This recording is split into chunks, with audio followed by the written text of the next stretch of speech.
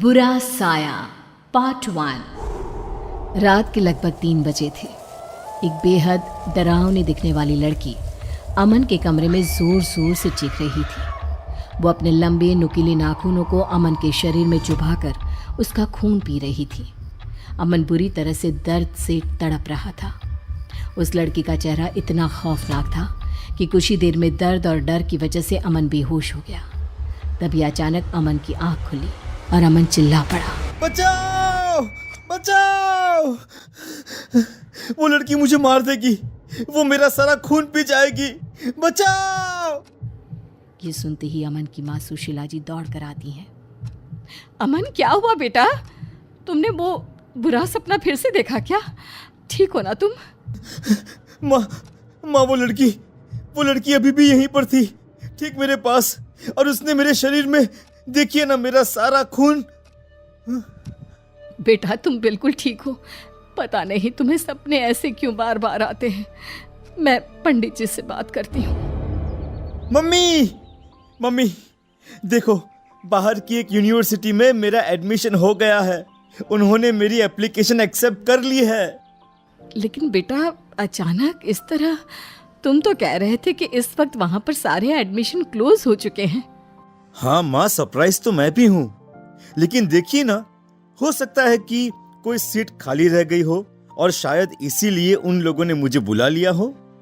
देखो बेटा, सारी चीजें अच्छे से जांच पड़ताल कर लेना। आजकल ना बहुत फ्रॉड होता है, किसी चीज का पता ही नहीं चलता। और मम्मी, कमाल की बात तो ये है कि मुझे ये कॉल सीधा लंदन की एक बहुत बड़ी यूनिवर्सिटी से आया है। यहाँ तो शायद मैंने अप्लाई भी नहीं किया था। बेटा मुझे तो बहुत बड़ी गड़बड़ लग रही है। अभी ये भी तो पता नहीं चला कि वो सपना तुझे बार बार क्यों आता है। तुम अच्छा ना बेटा।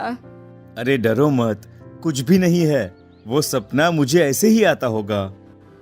कुछ ही दिनों के बाद अमन सारी तैयारी के साथ लंदन के लिए निकल जाता है। लंदन पहुंचने के बाद तो जैसे अमन की जिंदगी बेहद खूबसूरत हो गई थी। वहां की लाइफ में जाकर अमन बहुत खुश था। जैसे ही वो अपने हॉस्टल के कमरे में पहुंचा, उसने अपने आप से कहा, हाँ, मम्मी पापा की फोटो यहाँ टेबल पर लगा देता हूँ, और ये मम्मी के हाथ के बने लड्डू, इनका तो क्या कहना। यहाँ विदेश में सब कुछ है, बस मम्मी के हाथ के खाने की बहुत याद आएगी। रात हो गई थी और अमन अपने बिस्तर पर जाकर सो गया। आधी रात के बाद अमन को किसी के गाना गाने की आवाज सुनाई दी। अमन नींद से जाग गया। अमन ने अपने बिस्तर पर वापस जाकर सोने की बहुत कोशिश की, लेकिन उसे नींद नहीं आई। अरे, इतनी रात को ये गाना कौन गा रहा है? यार, कितनी प्यारी आवाज है। लगता है कोई लड़की गाने की प्रैक्टिस कर रही है। लेकिन इतनी रात में कौन गाना गाता है? हो सकता है पास वाली गर्ल्स हॉस्टल की कोई लड़की होगी। एक बार जाकर देखता हूँ, आखिर ये लड़की है कौन? अमन अपने हॉस्टल के रूम से बाहर निकलकर दूर दूर तक ढूंढने की कोशिश करता है, लेकिन रात के अंधेरे में उसे वहां कोई नहीं मिलता और गाना गाने की आवाज भी अचानक से चली जाती है। अगली सुबह अमन जैसे ही कॉलेज जाने के लिए तैयार होता है, वो वॉश बेसिन में अपना मुंह धोने के लिए झुकता है और जैसे ही सर ऊपर उठाता है, अचानक से उसे आईने में एक लड़की का चेहरा दिखाई देता है। ओह माय गॉड, ये क्या है? लगता है रात को मेरी नींद अच्छे से पूरी नहीं हुई है, इसीलिए मुझे कुछ अजीब अजीब सा लग रहा है। मैं तो डर ही गया था। ऐसा लग रहा था जैसे वहां पर कोई है, लेकिन यहाँ तो कोई भी नहीं है। अगली सुबह अमन अपने दोस्त से कहता है, अरे यार, एक बात बता, रात को हमारे हॉस्टल के पीछे कोई लड़की गाना गाती है क्या? बहुत प्यारी आवाज है। अरे नहीं यार, मैंने तो किसी की आवाज नहीं सुनी। मेरा रूम भी तो तुम्हारे रूम के ठीक बाजू में ही है। अरे यार, रात को लगभग 12 बजे के बाद तू जल्दी सो गया होगा शायद। अरे कम ऑन ब्रो, ये लंदन है, लंदन। यहाँ पर कौन जल्दी सोता है?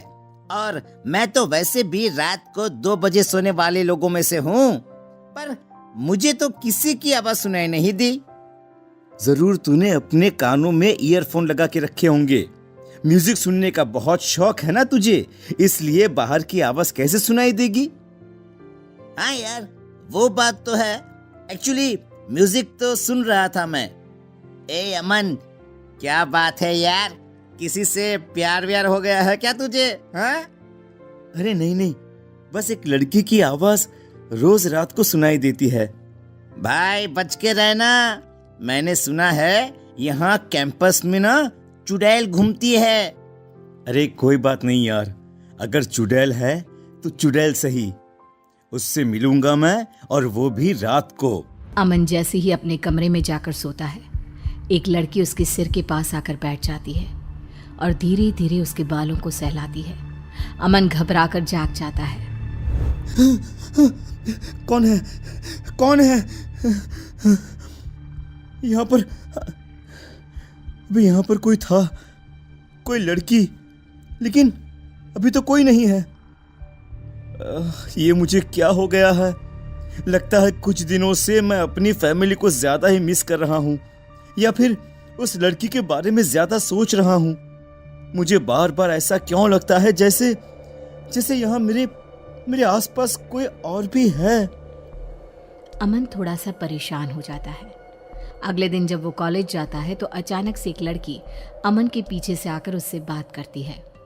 हेलो, आप इंडिया से आए हैं ना? आपका नाम अमन है ना? ओह माय गॉड, ये लड़की कितनी खूबसूरत है।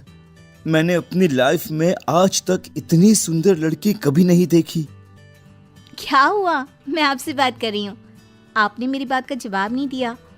आप इंडिया से हैं ना?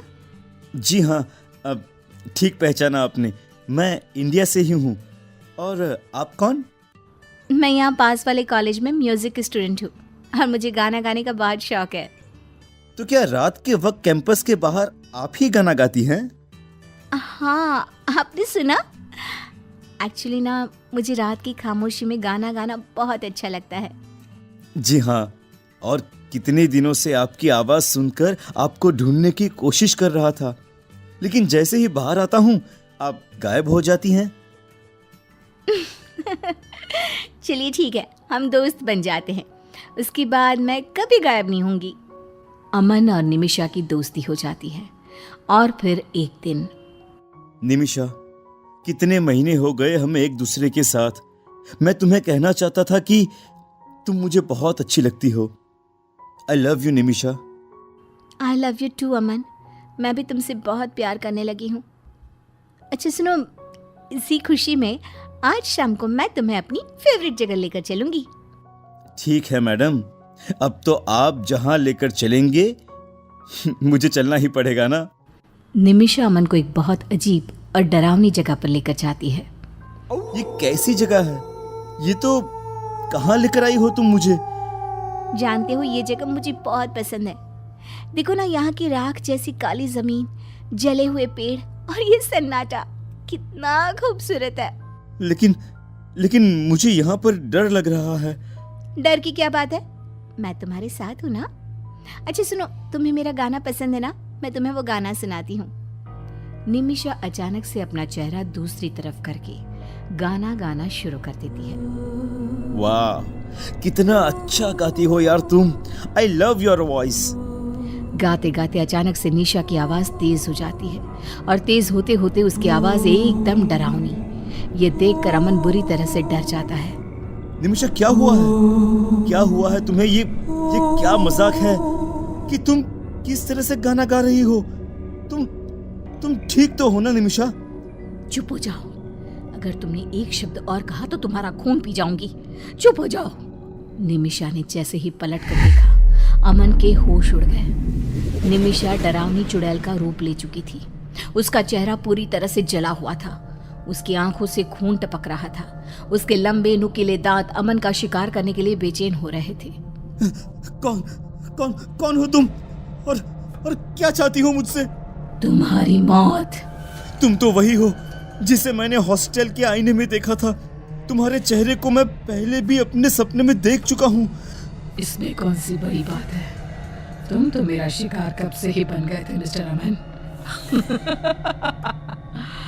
और अब तुम्हें मुझसे कोई नहीं बचा सकता।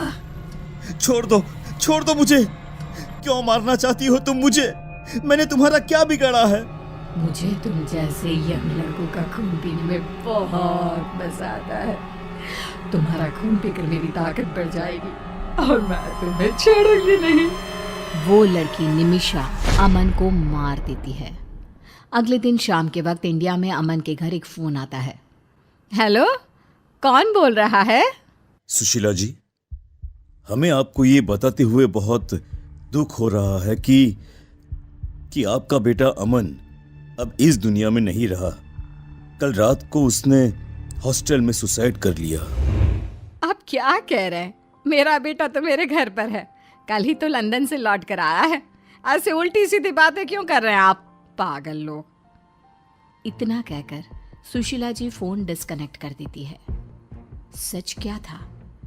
क्या जो घर पर था वो सच में अमन था या कोई और? क्या अमन मर चुका था? जानने के लिए देखिए इस कहानी का अगला भाग।